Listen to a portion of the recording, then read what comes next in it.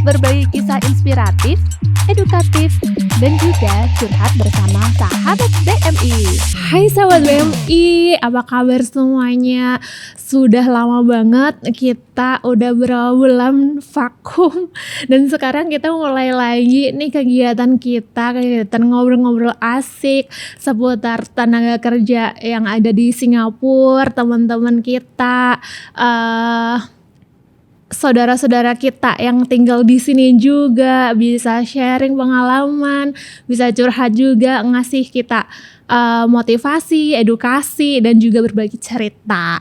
Nah, kali ini seneng banget akhirnya setelah berabad-abad ya. Setelah berlama-lama kita tunggu si sister satu ini untuk berbagi ceritanya ke sini, datang ke sahabat BMI. Tapi beliau ini sibuk banget dan akhirnya kita tarik beliau ke sini. Beliau ini adalah salah satu pekerja yang ada di Singapura di sektor perawat ya. Gimana ya cara menjelaskannya, aku juga kurang ngerti deh.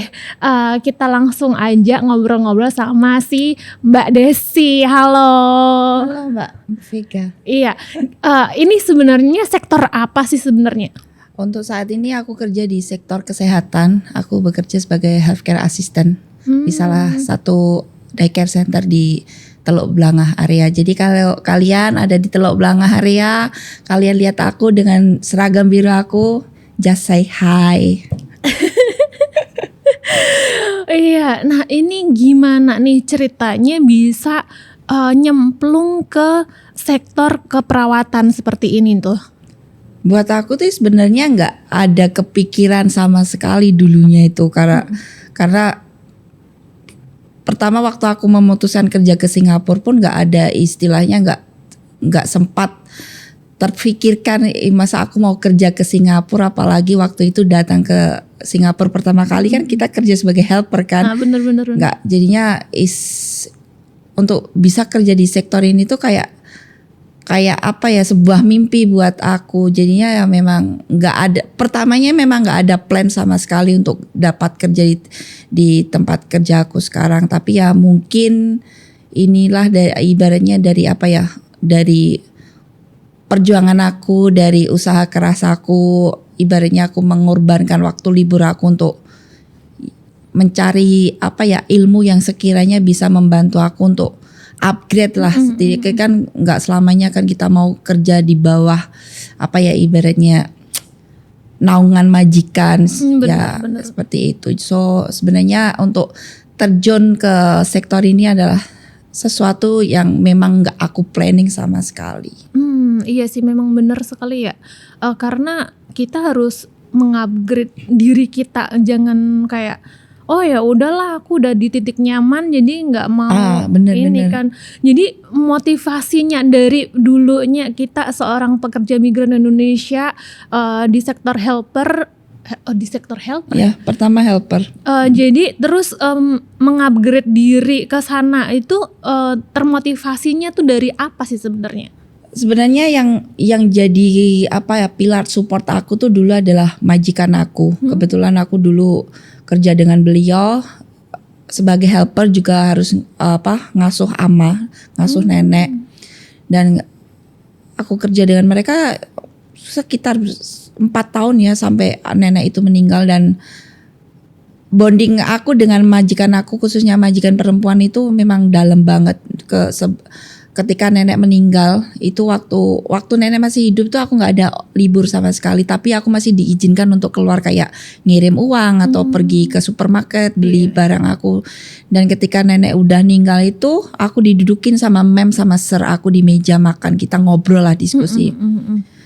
Karena waktu aku renew kontrak dengan mereka, karena apa ya, belajar dari pengalaman sebelumnya, aku di sandbag without my consent.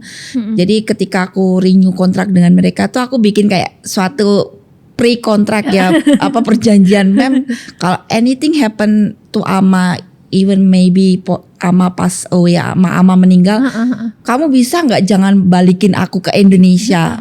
Kalau kalau bisa kamu transfer aku baliklah ke agensi aku. I don't mind, aku ngomong gitu. Tapi majikan aku yang cowok tuh ngomong, "It's okay, kalau Ama meninggal pun kamu masih akan kerja di tempat ini." Dan kebetulan waktu itu kita ngobrol, memang aku ngomong, "Aku lihat dedikasi kamu waktu ngasuh Ama, ibaratnya ketelatenan kamu, kesabaran kamu, kayaknya kamu tuh lebih cocok untuk kerja di caregiver." Apa itu caregiver? Akhirnya dia kasih pandangan. Waktu itu aku masih ingat dia ngomong tingkat populasi jompo di Singapura itu dari tahun ke tahun itu akan semakin tinggi dibandingkan dengan jumlah bayi. Apalagi kan sekarang kayak yang couple Singaporean mereka nggak mau punya anak, tapi kan parents orang tua mereka kan semakin tahun semakin berumur kan. Makanya memang aku akan kasih kamu libur setiap minggu, is okay, termasuk public holiday, tapi dengan satu syarat, kamu harus pergi sekolah. Terus aku pergi sekolah, iya pergi sekolah. Dan karena ya itu seperti yang aku omongin, karena tingkat aging, tingkat jompo di Singapura itu dari tahun ke tahun akan tinggi.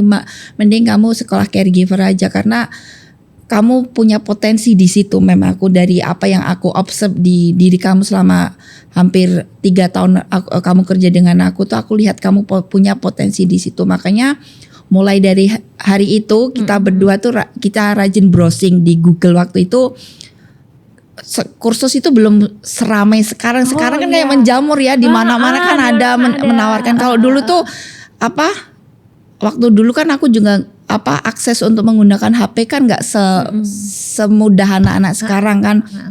Akhirnya dibuka Facebook, dia cari di Google sekolah caregiver, dan beliau sendiri yang ibaratnya nelpon ke sana. Kalau aku ngirim helper aku sekolah ke tempat kamu tuh, apa yang kamu bisa kasih kayak hasil buat dia setelah dia dapatkan sertifikat. Akhirnya dia telepon dia telepon beberapa tempat, terus akhirnya kita putusin waktu itu kita ambil kursus pertama aku di Care Academy Underfast. Dulu itu kelasnya ada di Toa Payoh. Jadinya aku waktu itu tinggal di Hogang, travel setiap Sunday itu ke Toa Payoh. Itu kebetulan aku nyetir setiap pagi.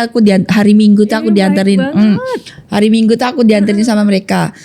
Itu kelasnya dulu, kalau sekarang kelas caregiver tuh enak, paling 3-4 jam aja udah selesai. Dulu dari jam 9 pagi sampai jam 6 sore kita harus di dalam kelas, kita hanya ibaratnya keluar tuh buat makan.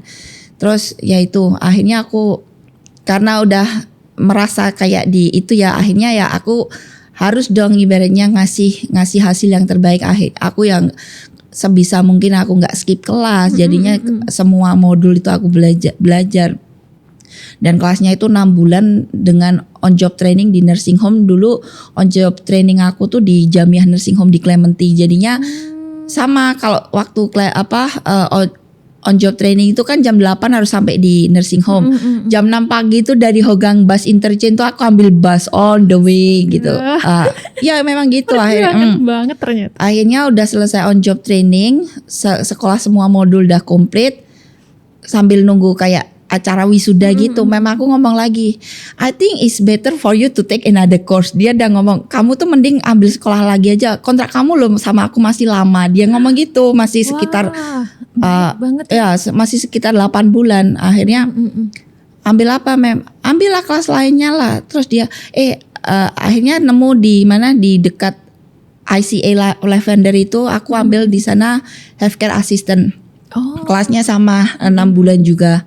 Itu jadinya kalau yang di healthcare assistant itu kita lebih belajarnya kayak ke lebih ke officialnya, kayak lebih ke kayak office setting. Jadinya kalau di di basic caregiver itu kan jadi kita belajarnya jadi basic caregiver kayak transferring, mandiin klien segala macam itu. Kalau di sana lebih ke mana, ke kayak ke officialnya, ke office-nya. Jadi kita diajari cara kayak nulis kayak vital sign, kayak mencatat semua yang berhubungan dengan klien, sampai yang terakhir itu persiapan di ibaratnya di last office itu berarti ketika klien kita meninggal dunia. Sampai gitu. Itu, dan kebetulan 1 bulan sebelum kontrak aku selesai, semua kursus aku tuh selesai juga. Dan itu ketika aku free itu pun aku pergi volunteer ke nursing home. Waktu itu kebetulan aku ex boyfriend aku yang ibaratnya dia yang encourage juga. Ibaratnya walaupun sekarang udah putus tapi ada sisi baik dia yang masih aku ingat sampai sekarang. Kalau dia ibaratnya nggak ngasih nggak ngasih pandangan. I think it's better for you to gain your knowledge, untuk nambah experience kamu, nambah ilmu kamu. Mending kamu daftar aja volunteer. Waktu itu aku daftar di Renci Nursing Home. Jadi setiap hari Minggu kelas healthcare aku kan siang jam 1 sampai jam 5. Paginya itu jam 9 sampai jam 12 aku tuh di nursing home. Di sana aku volunteer 3 jam. Wow. Ya, jadinya waktu libur aku tuh memang bener-bener buat sekolah, dan 1 atau 2 jam aja aku habisin sama ex aku itu, ya udah gitu aja. Wow. Dan kebetulan ya itu sampai kontrak aku mau selesai, kebetulan kursus aku dua-duanya juga selesai. Terus sebelum aku balik, aku diantar majikan aku tuh untuk gabung di caregiver sebagai live-in caregiver di Active Global. Wow. Jadinya tahun 2018 itu bulan Juni aku start upgrading dari helper jadi yang di sektor helper. Aku kerja sebagai live-in caregiver, tapi masih sama lah under domestic sector, cuma udah upgrade lah dari helper jadi live-in caregiver. Wow, perjalanannya ternyata sepanjang itu, serumit juga ya. Masalahnya untuk ke step itu ternyata butuh belajar, ambil kursusnya itu bener-bener yang ini banget ya. Terus persiapannya nih selain belajar seperti tadi, itu majikan yang support banget. Itu apalagi ada persiapan khusus nggak selama untuk mempersiapkan diri untuk bisa masuk ke sektor yang sekarang ini? Kalau persiapan ya memang kalau di aku sih memang sejak aku memutuskan untuk kerja ke Singapura, memang utama adalah bahasa, karena bahasa itu kita gunakan sebagai bahan untuk berkomunikasi dengan orang-orang di sekitar kita. Jadinya ya aku waktu free time aku pun aku juga ikutlah kayak kelas-kelas online bahasa Inggris just to improve my English gitu. Terus persiapan lainnya buat aku sih nggak ada, karena memang mungkin kalau aku sih tipe orangnya, aku tuh nggak ngomong aku berdedikasi, cuma kalau udah waktu time untuk kerja ya udah aku fokus ke kerjaan aja. Untuk masalah lain itu biasanya aku aku ada free time, aku akan coba untuk tengok masalah itu. Cuma waktu kerja ya udah kerja. Dan untuk jadi caregiver itu memang kuncinya kan sabar, telaten, dan kita harus paham dengan ibaratnya klien kita, kayak mental state klien kita. Kita kan apalagi misal nih kamu jaga jompo itu kan mereka udah, kalau orang Indonesia ngomongnya udah pikun ya, udah lupa segalanya ya. Itu gimana tuh? Kalau kamu nggak paham dengan mereka yang punya demensia, kamu marahin seperti apapun, mereka nggak akan tahu ibarat salah mereka di mana ya.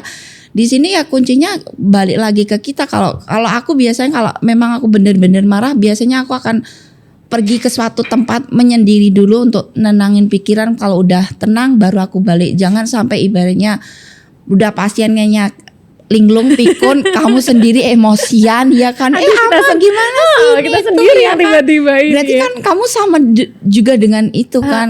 Makanya kalau caregiver itu kalau menurut aku ya dibilang mudah ya mudah, dibilang susah ya susah, karena ya di sini emosi kita tuh lebih berperan. Tapi bener banget ya, maksudnya kerja seperti ini itu jaga orang tua tuh kan kayak jaga bayi gitu kan, kadang rewel, kadang kalau menurut aku sih bayi dimarahin masih bisa diam ya, ibaratnya gitu ya. Takut ya kadang kalau orang tua yang udah pikun tuh ya kadang mereka kita marahin tuh bukannya dia malah tambah ngelawan. Itu makanya ya di sini memang sih, benar, kesabaran itu memang harus kita kunci dari dari semuanya itu memang harus sabar. Wah, bener. Berarti titik poinnya itu selain bahasa, kita mentalnya juga harus Bener, banget mental. ya.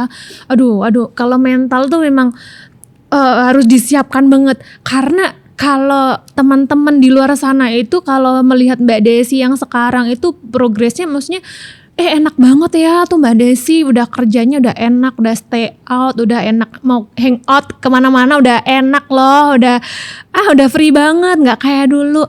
Padahal sebenarnya itu maksudnya dia itu kayak mengalami perjalanan jauh panjang dan akhirnya bisa ke titik yang sekarang. Dan masalah yang terbesar yang pernah ada Mbak Desi temukan selama menjalani job ini tuh apa sih Mbak? Masalah terbesar ya untuk namanya ketika kita contoh ketika kita bekerja waktu kita masih helper ya, kita kan harus beradaptasi dengan keluarga majikan, mengenal pribadi anggota majikan itu satu persatu ya. Sama ketika aku kerja di tempat aku yang sekarang di daycare center aku, klien aku itu ada sekitar 140 klien orang. Challenge aku tuh satu, aku harus ngapalin nama mereka dan muka mereka. Benar gak? Dan kamu tahu nggak ya apa yang aku lakukan? Mereka kan ada name tag tuh, ada foto mereka, ada namanya. Aku ambil foto satu persatu. Iya. Jadinya HP aku tuh pertama kali aku join mereka ya, 140 nama itu di sana. Apalagi kalau kita dapat duty opening itu berarti kita sebelum klien itu bisa masuk ke center kita harus cek vital sign mereka, meliputi blood pressure, temperatur sama oksigen level mereka. Kalau mungkin mereka ada fever, ada misal darahnya tekanan darahnya terlalu tinggi atau oksigen levelnya rendah, ataupun mereka ada kayak fever, kita harus inform ke nurse biar mereka cek kan. Yaitu kalau waktu pertama nih, ini namanya siapa? HP itu aku buka gini. Aduh. Oh ini Ama. Tapi sekarang ya kamu lihat orangnya aja udah Ama ini. Iya. Udah kayak di luar kepala. 140, bayangin 140. Astaga. Terus yang challenge kedua namanya kita kan kebetulan Indonesia di tempat aku kerja itu hanya 2 orang. Jadi kita kayak minority ya. Iya. Dan teman kerja kita ada lokal Singaporean, ada Malaysian, ada Sri Lanka juga dari Myanmar. Yaitu lagi ke bahasa. Bahasa benar-benar. Bahasa itu di sini penting, bukan hanya sekedar yes no. Kita harus lebih ke bahasa yang lebih aktif karena kan kita di grup chat apalagi yang konteksnya profesional kan, kita nggak mungkin menggunakan ibaratnya Singlish kan nggak boleh kan. Jadi kita harus bahasa, dan bahasa Inggris itu sebenarnya ya dibilang mudah ya mudah, susah ya susah. Salah nulis, tapi kan bahasa Inggris pun salah nulis kan artinya udah beda ya. Itu ya dari challenge itu juga bahasa untuk komunikasi kan. Dan klien kita kan mayoritas Chinese, ada juga Melayu dan India, dan nggak semua akong ama di Singapura kan bisa bahasa Malay kan. Jadinya untuk komunikasi dengan mereka pun kita ya mau nggak mau harus pick up kayak lokal dialek kayak Hokkien, kayak Chinese, Malay gitu. Kalau Malay so far I have no problem lah. Cuma untuk bahasa kayak Hokkien, kayak Mandarin itu ya mau nggak mau kita harus pick up lah sedikit-sedikit dari ya itu komunikasi hari-hari dengan mereka. Makanya ketika kerja itu kita diizinin pakai HP. Kita ibaratnya, tapi cuma kita kan juga harus wisely ya, menggunakannya wisely. Cuma kalau aku ya itu aku buka translator kalau mau ngomong mereka itu aku nulis di bahasa Inggrisnya, nanti akunya aku deketin suruh dengerin ini jadi ya yang mau nggak mau kan gitu. Tapi ya sekarang oke lah, sedikit-sedikit udah bisa. Terus juga challenge lainnya kayak klien kita kan mereka datang dengan berbagai macam health issue, jadi kayak isu kesehatan. Jadinya kita harus tahu juga klien mana yang mungkin punya alergi dengan peanut, kayak jenis-jenis apa kacang-kacangan, mana yang nggak boleh mana yang harus makan bubur, mana yang harus makan puri segala macam. Kita harus hafal juga dan itu juga apalagi ya so far ya itulah. Terus kalau di tempat aku kan kita ada transport juga. Transport tuh jadinya kita ambil klien dari rumah dan dibawa ke center dan begitu sebaliknya lah mengirim mereka balik. Ya kita harus belajar cara masang apa ya kayak lock buat apa wheelchair ya kalau ya dikiranya ya mungkin buat aku sekarang mudah karena aku udah terbiasa udah 2 tahun kan udah terbiasa. Cuma ya pertama juga untuk masang satu aja mungkin 5-10 menit belum selesai. Cuma sekarang karena kan kita juga ada timing. Untuk masang satu wheelchair kita naikkan ke mana ke van itu kan sering lihat kan. Bener-bener. Itu waktu kita cuma 1 menit. Oh.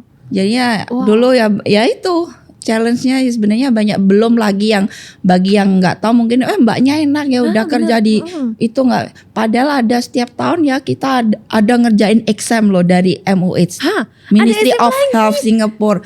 Kan dari awal udah ambil kos, udah punya sertifikat, kok ujuk-ujuknya tiba-tiba Ya gimana ya, memang untuk kualifikasi yang diminta dari Departemen Kesehatan Singapura seperti itu. Jadinya ya kalau mereka mikir enak ya mbak udah itu, sebenarnya enggak. Kita juga setiap tahun kita ya ada exam, belum nanti mungkin company ngirim kita untuk ambil kursus di waktu libur kita. Dan apalagi kalau bagi mbak-mbak teman-teman PMI lainnya yang pengen kerja di healthcare itu ya kalian nggak bisa mikir besok hari raya aku libur mau janjian ketemu makan-makan dengan temanku, belum bisa. Belum tentu, mungkin kamu waktu hari raya atau mungkin hari ulang tahunmu kamu kerja aja ya itu konsekuensi kita. Terus ya juga kalau aku sih kebetulan jam kerja aku tuh singkat 8 jam cuma berdiri mbak.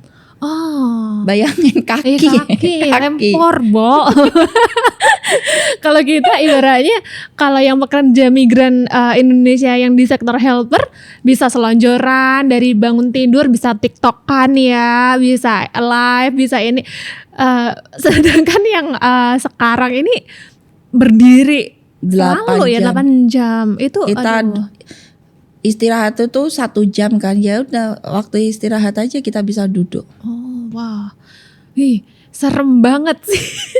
Bukan serem yang gimana ya, maksudnya dari yang ibarat hidup enak ya kan, ibaratnya kan helper itu kan kita nggak usah mikirin makan, nggak mikirin tempat tidur, nggak mikirin maksudnya yang hal-hal transport lah apa. Mungkin kalau transport oke lah ya kalau kita libur aja. Tapi kalau yang sektor sekarang ini kan semua harus mandiri ya, maksudnya kayak makan, tempat tinggal. Kalau tempat tinggal sendiri itu gimana tuh? Kalau tempat tinggal kebetulan dari company aku mereka provide. Jadi aku tinggal dengan dengan teman kerja aku. Dan kita tinggal di HDB. Cuma ya itulah namanya kita tinggal dengan orang dari beda negara, beda budaya ya. Kita juga harus lagi sabar. Jadi sabarnya bukan hanya di tempat kerja, di rumah pun harus sabar karena jangan sampai ibaratnya udah kerja capek-capek ya, namanya orang kan kadang kan ada yang cocok. Ya kita nggak cocok. Cuma ya untuk menghindari hal-hal yang nggak kita inginkan kayak pertengkaran yang sebenarnya bisa kita selesaikan dengan kepala dingin ya tapi kan kita kembali lagi kita pulang kerja capek, belum nanti nyampe di rumah seperti itu ya itu kuncinya lagi sabar. Seperti itu. Terus ya kalau kayak makan, dan masih ingat kan biasanya majikan dulu ngomong ya waktu jadi helper ya, this one so expensive, okay, you don't throw. Sekarang ngerasain beneran sekarang ngerasain. Kadang ya beli sayur 1 bungkus ya busuk, sayang banget. Ini $1.80 loh. Kerasa banget. Padahal dulu nggak pada oke lah spoil throw. Nanti kalau majikan tanya spoil ready loh, throw away what? Sekarang $1.80 kayak aduh nangis banget. Karena udah merasakan sendiri, ternyata tinggal di Singapura itu maksudnya pengeluarannya juga lebih besar dan jadi mandiri juga ya, maksudnya apa-apa kita mikir sendiri. Oh ini manage waktunya, keuangannya kita juga kayak gitu kan ya. Aduh, jadi kayak membalikkan tangan gitu ya, maksudnya dulu kita seperti ini, oh sekarang udah upgrade-nya Masya Allah nih udah bagus, tapi memang Ya, harus dibalik apa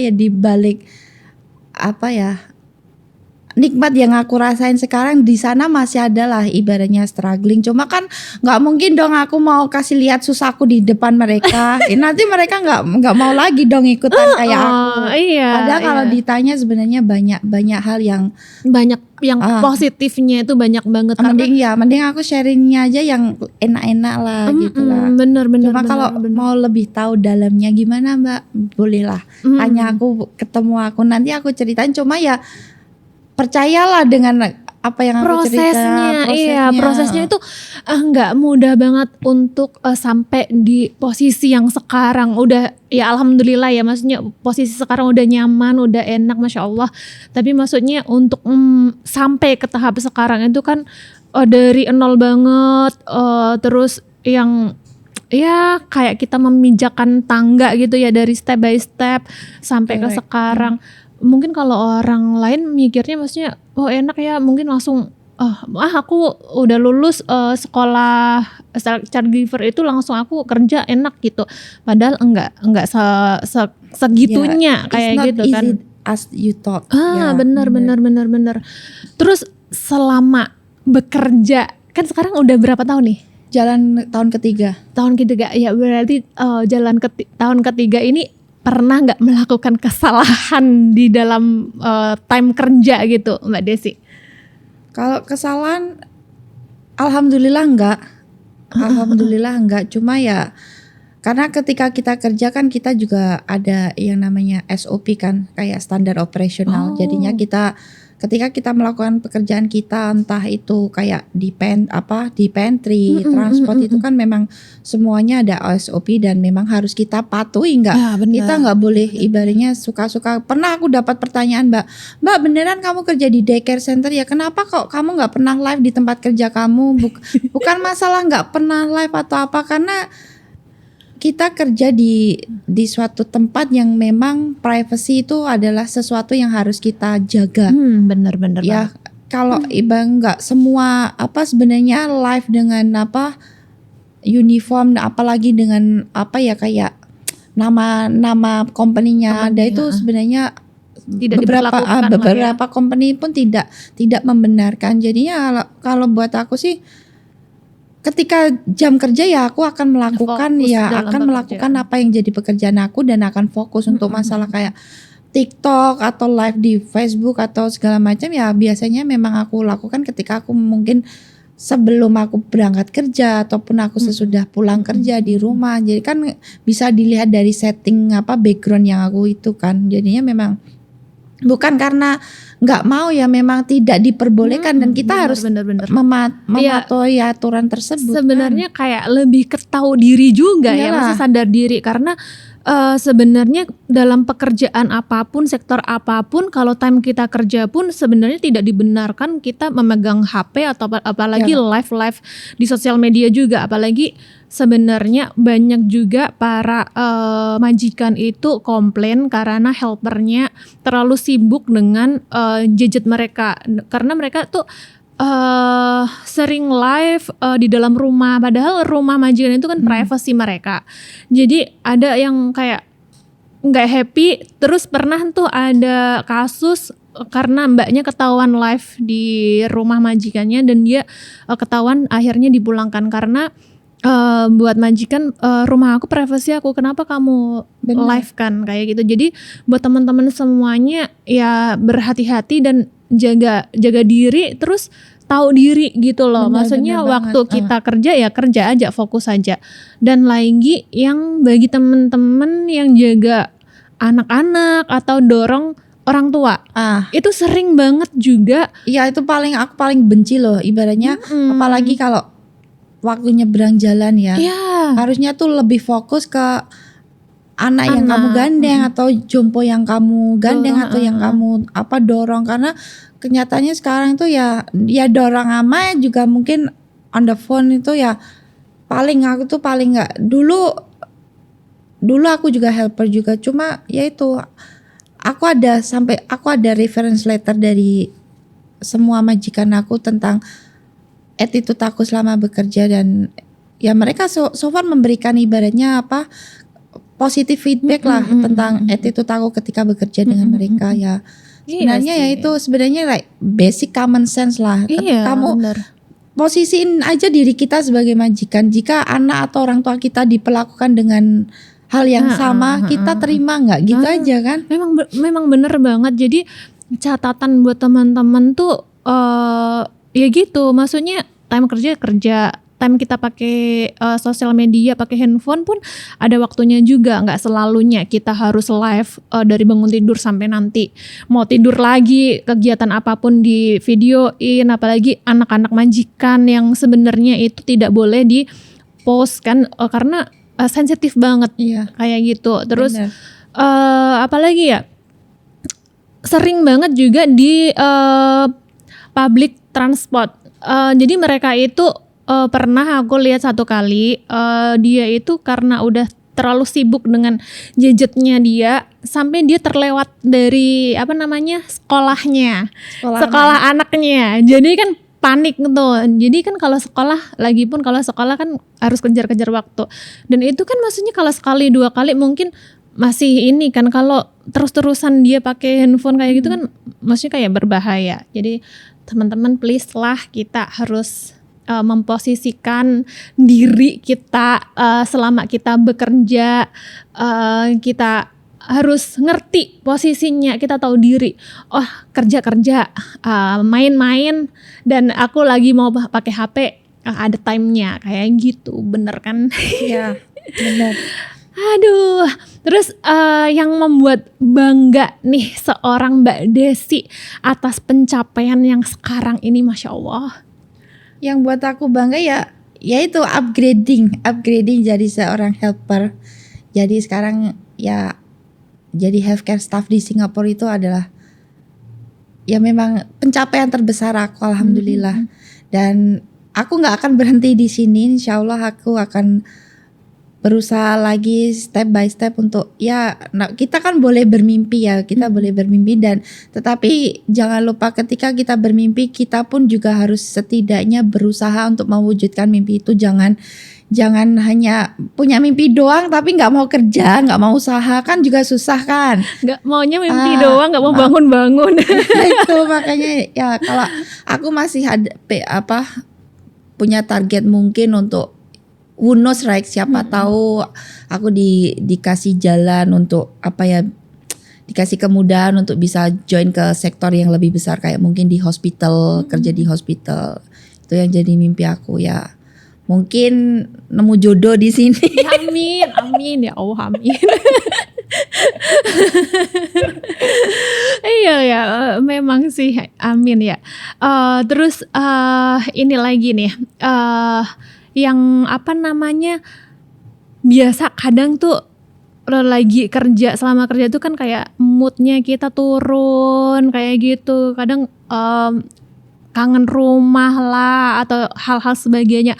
Untuk memotivasi diri sendiri, menyemangati diri sendiri itu gimana tuh caranya Mbak Desi? Lagi kan kalau kerja itu kan kayak stres banget dengan berbagai macam pasien, keadaan pasien itu gimana itu caranya? Kalau aku sih buat dengan keluarga aku so far ya biasalah, kita sekarang kan udah maju ya, ada WhatsApp ya, kalau kangen ya udah paling video call atau telepon gitu. Cuma kalau biasanya kalau aku udah memang benar-benar capek ya biasanya waktu libur itu ya itu karena banyak yang berpikiran saya bebas bisa kemana-mana, ya udah saya gunakan kesempatan itu kayak short vacation, kayak pergi ke Johor walaupun cuma 1 hari 1 malam, pergi pijit kan enak banget. Itu kan ya itu kalau buat aku ya gitu, cari sesuatu yang memang bener-bener aku pengen gitu, yang memang bener-bener aku senengi ya, kayak itu kan kadang me time ya, kayak gitu lah ya. Aku kadang aku tuh gini, walaupun aku bebas pergi kemana-mana, memang aku tuh bukan tipe orang yang hello guys, I'm in KL, no right now I'm KL, no lah, jangan udahlah pergi holiday aja, nggak usah pamer lalu di mana, buat apa juga sih, bener nggak? Ya udah, kapan balik gitu aja. Buat aku ya udah gitu, kalau nggak ya biasanya aku staycation kayak satu hari satu malam di hotel di Singapura, udah gitu aja lah, pampering myself lah, kayak ngasih self reward aja. Benar. Ya paling ya itu seperti yang Mbak ngomong, bebas Mbak ke kemana-mana, ya udah ke Johor aja. Kita kan nggak perlu visa kan, udah Sabtu pagi berangkat, kalau libur sampai hari Minggu, nanti Minggu sore balik gitu kan. Oh iya sih, enak buat banget. kita dapat pijit aja udah Udah. evenly. Itu me time yang luar biasa banget. Aduh, memang sih. Mau ini apa lagi ya? Karena teman-teman di luar sana tuh kayak bukan nggak tahu ya, maksudnya belum banyak tahu informasi. Maksudnya kalau mau ikut kerja di sektor ini tuh harus apa dulu nih yang dipersiapkan, aku harus masuk apa nih, kayak gitu tuh ada ininya nggak sih Mbak Desi? Maksudnya kalau teman-teman di luar sana yang mau mengikuti jejak-jejak Mbak Desi? Oh, untuk itu ya. Banyak sekarang itu kan kursus caregiver di luar itu kan banyak. Cuma banyak juga yang ibaratnya menyebarkan berita yang nggak benar. Ambil sekolah caregiver, nanti lulus dapat sertifikat bisa kerja di kayak di stay out. Mereka kan lebih familiarnya dengan stay out job ya.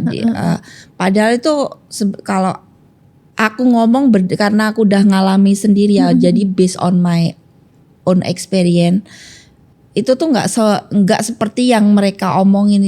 Prosesnya itu sungguh sangat panjang dan sangat menyulitkan ya, karena ya itu karena dibutuhkan juga experience yang cukup, juga dari segi bahasa pendidikan minimum juga dipertanyakan. Yang minta itu bukan company, bukan HR-nya, bukan. Yang minta itu memang dari kayak MOM sama karena khususnya yang pengen kerja di sektor kesehatan nih, yang minta kan berarti Departemen Kesehatan. Pendidikan minimum dari, kalau di Indonesia dari company aku itu adalah SMA.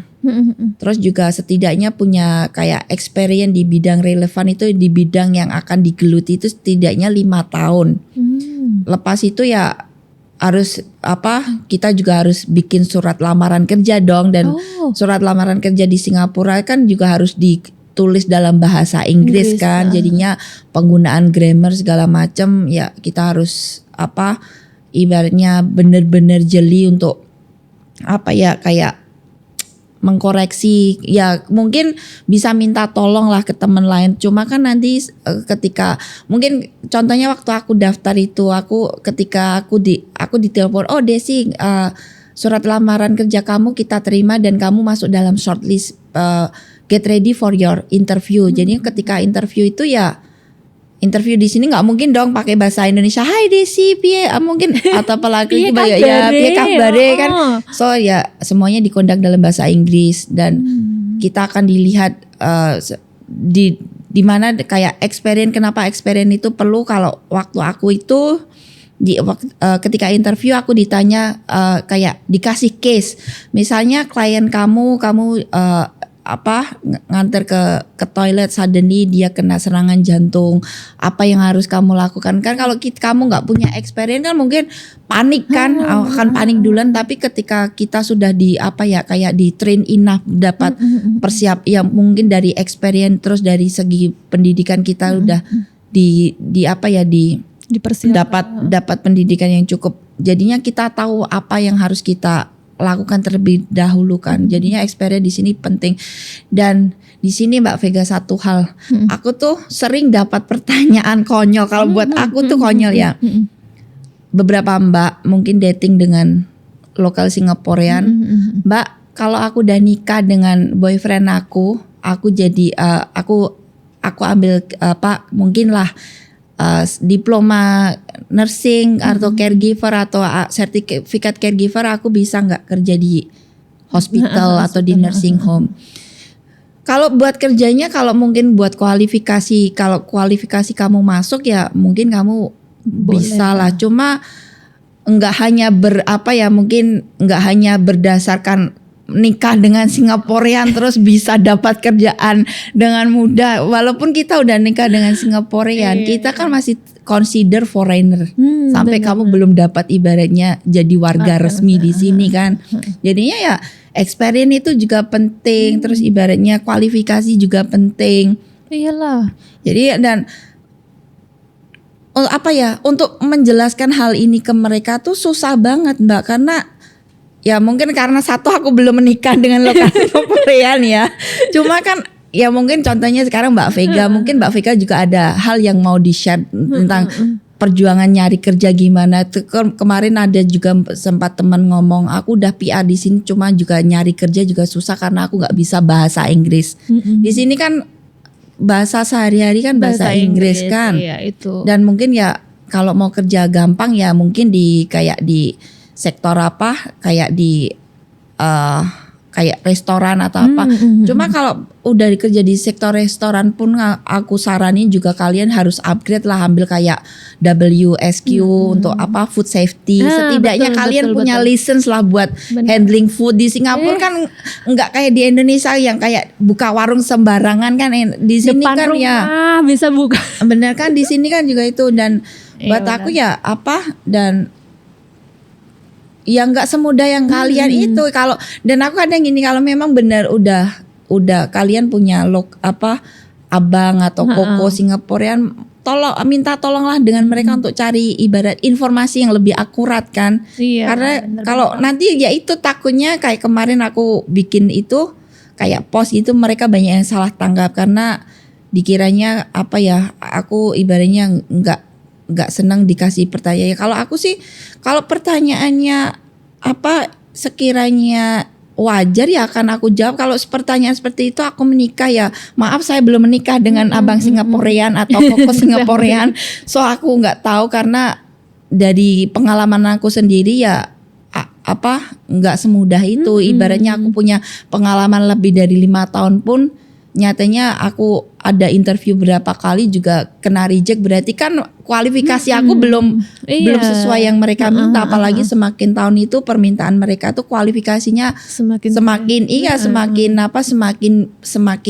kayak tinggi, nggak ekspektasi mereka tuh tinggi. Waduh. Dan aku tuh paling jengkel kalau ditanya spill gaji dong Mbak. Nggak gaji itu adalah hal yang privacy. Iya, privacy. Dan juga kalau buat aku kan kita ya, kalau buat aku tuh kalau apalagi kalau waktu join oke lah, gaji itu nggak terlalu aku priority, karena di sini aku mau cari tambahan ilmu, tambahan kayak experience.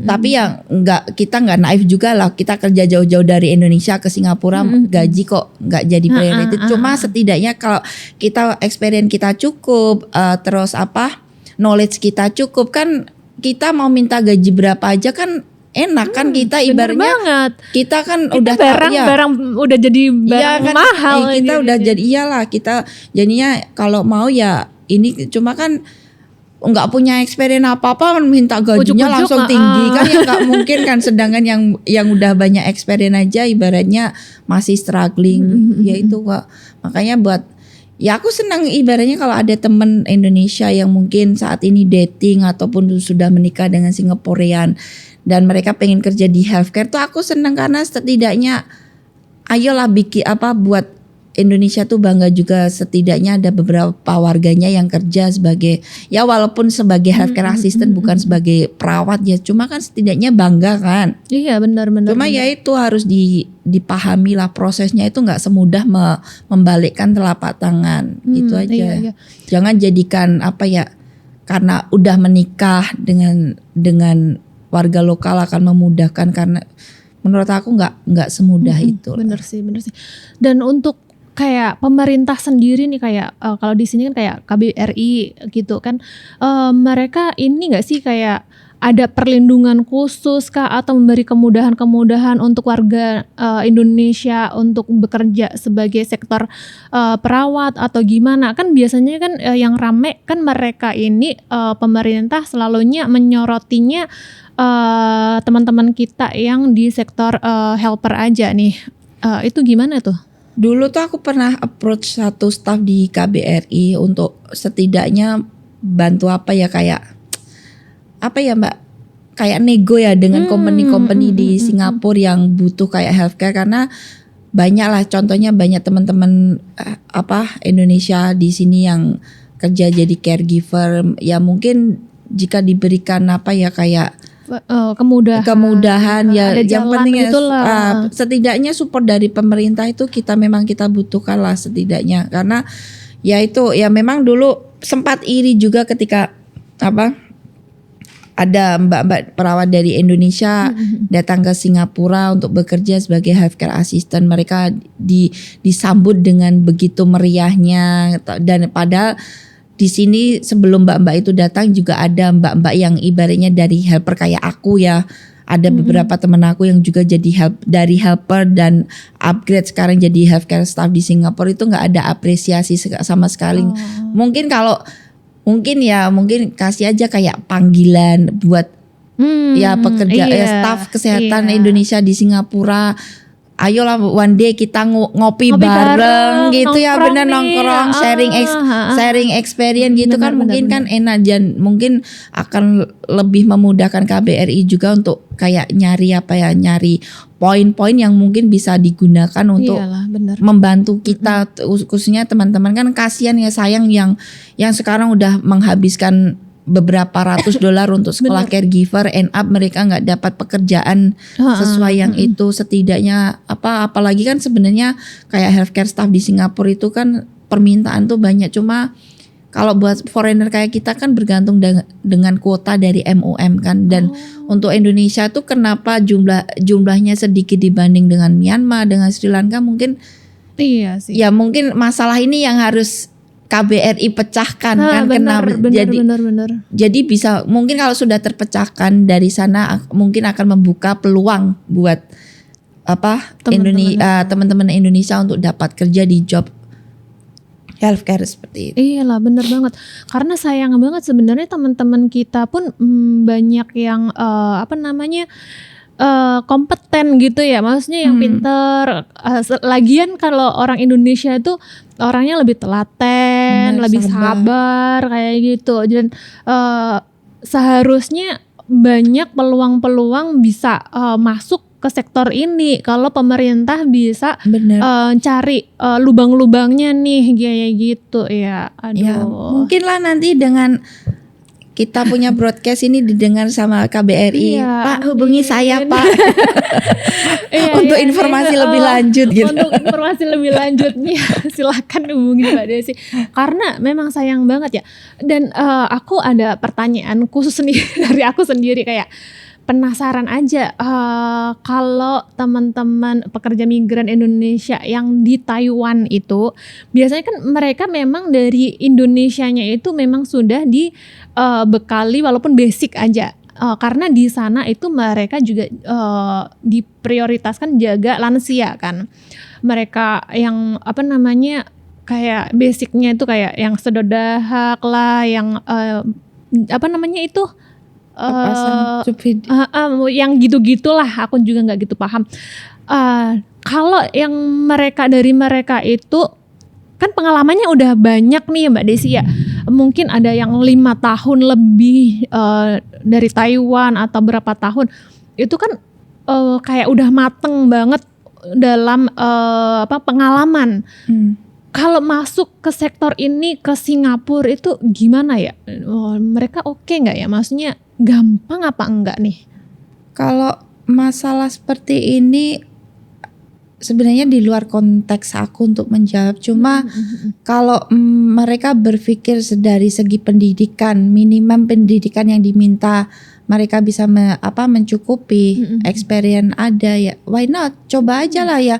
Yaitu kalau aku sebenarnya di TikTok aku udah share persiapan aja, kayak kayak bikin resume, surat lamaran kerja lah, bikin surat lamaran kerja, terus juga kayak di sini kan kita install aja lah kayak Jobstreet, LinkedIn atau kayak job-job untuk job hunting lah seperti itu kan. Dan ya kalau mereka berpikir kualifikasi mereka bisa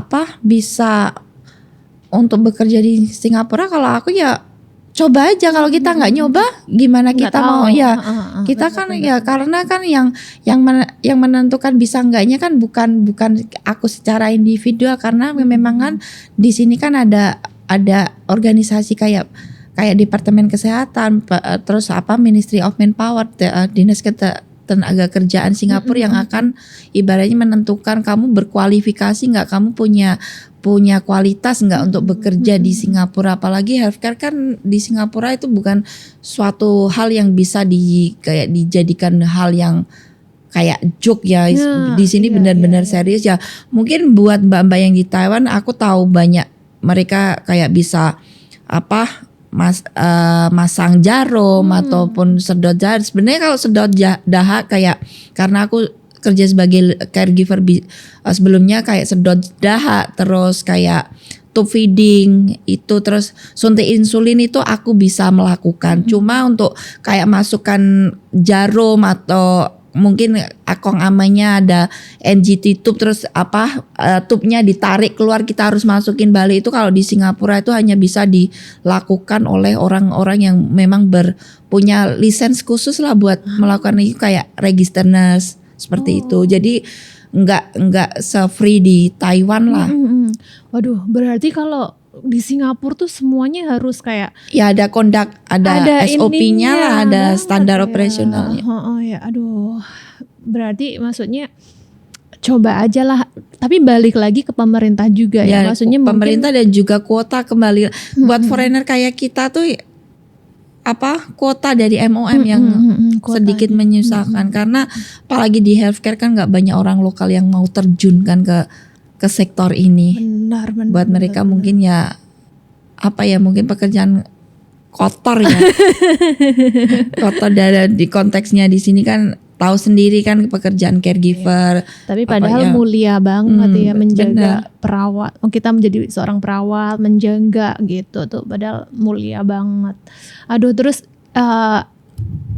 pesan-pesan nih untuk teman-teman semuanya yang mau, yang lagi mereka tuh lagi prepare nih, udah sekolah, aku pengen jadi perawat nantinya. Jadi ada pesan-pesan khusus nggak nih buat teman-teman yang ada di Singapura maupun lagi yang di Indonesia lagi siap-siap mau jadi seorang perawat kayak gitu?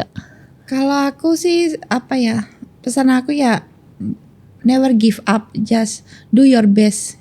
Ya jangan mudah menyerah, lakukan sampai batas terbaik kamu, kemampuan kamu. Cuma ya semua proses ya, semua apa yang terjadi dalam hidup kita itu kan semuanya berproses. Ibaratnya kita mau ngopi aja harus rebus air panas dulu kan. Itu kita harus ingat. Apalagi ya untuk yang pengen mengikuti jejak aku, ya kalian harus sabar. Kuncinya tuh sabar juga. Mungkin mungkin dalam bahasanya juga kurang, ya setidaknya di upgrade lagi lah, karena ya memang itu komunikasi adalah krusial juga kan dalam ibaratnya kehidupan kita sehari-hari kan. Kalau kita nggak bisa bahasa yang digunakan orang lokal kan kita akan susah juga untuk mengekspresikan apa yang kita mau juga. Terus ya just kerja keras aja lah, ibaratnya ya kerja keras, jangan mudah putus asa ya. Mungkin nggak sekarang tapi siapa tahu nanti, karena ya kembali lagi karena proses di Singapura itu kayak buat foreigner kita tuh ya dibilang gampang-gampang susah, tapi ya selama kita putting everything with effort, right? Kita kerja keras, kita ibaratnya ya namanya harus bersakit-sakit dahulu dong, nggak ada yang langsung serta-merta happy ya. Aku percaya suatu saat akan banyak staff kesehatan di Singapura, hopefully. Iyalah, amin. Teman-teman seru banget ya. Balik lagi pesan-pesan kita ya dari awal kita berbincang tadi, dari awal banget memang cara kita mengupgrade diri kita tuh dari satu yang aku tangkap tuh dari etika sendiri, karena tadi sepanjang perjalanan kita ngobrol itu ternyata kuncinya itu dari etika Mbak Desi selama Mbak Desi kerja sama majikannya Mbak Desi. Jadi etikanya bagus, kerja baik, bagus. Jadi majikan pun kayak happy. Jadi tadinya yang amanya udah meninggal akhirnya malah disekolahkan juga. Itu kan dari sebuah kayak etika kita selama bekerja dari situ juga. Terus dengan belajar, terus dengan kita bisa meluangkan waktu yang teman-teman biasanya pada main, kalau libur cuma main kesana kesini nggak jelas, tapi Mbak Desi ini rela menghabiskan masa liburnya cuma untuk belajar demi di tahap yang sekarang, karena memang bener banget buat yang tinggal di Singapura ini untuk di sektor apapun bahasa itu penting banget. Apalagi kalau di sini kan memang kayak harus wajib banget bisa bahasa Inggris kayak gitu. Jadi balik lagi ke teman-teman semuanya, mari kita sama-sama mengupgrade diri. Jangan teman-teman kayak udah nih aku udah nyaman di zona aku sekarang, jadi aku nggak mau mengupgrade diri aku. Jangan kayak gitu. Jadi teman-teman, kalau masih ada kesempatan di Singapura kerja di sini, banyak sekolah, banyak kursus, ambil aja. Banyak banget kok sekolah-sekolah di sini, ada yang gratis juga, ada yang prabayar juga ada. Jadi teman-teman gunakan waktu kalian sebaik mungkin. Siapa tahu nasib kita menjadi lebih baik daripada sebelumnya, seperti teman kita Mbak Desi sekarang ini. Terima kasih banget Mbak Desi udah mampir ke sini. Aku kayak seneng banget dan kayak nggak mau habis ngobrolnya. Tapi nggak apa-apa, nanti lain kali bisa disambung lagi. Buat teman-teman semuanya yang kurang puas untuk pertanyaan-pertanyaan seputar keperawatan ini, bisa banget kepoin di TikToknya Mbak Desi. TikToknya apa Mbak? Desi. Desi. Di sosial medianya Mbak Desi. Nanti kalau kita upload kita akan tag Mbak Desinya. Jadi teman-teman terima kasih banget yang udah stay tune dari tadi. Terima kasih Mbak Desi. Bye bye sahabat BMI.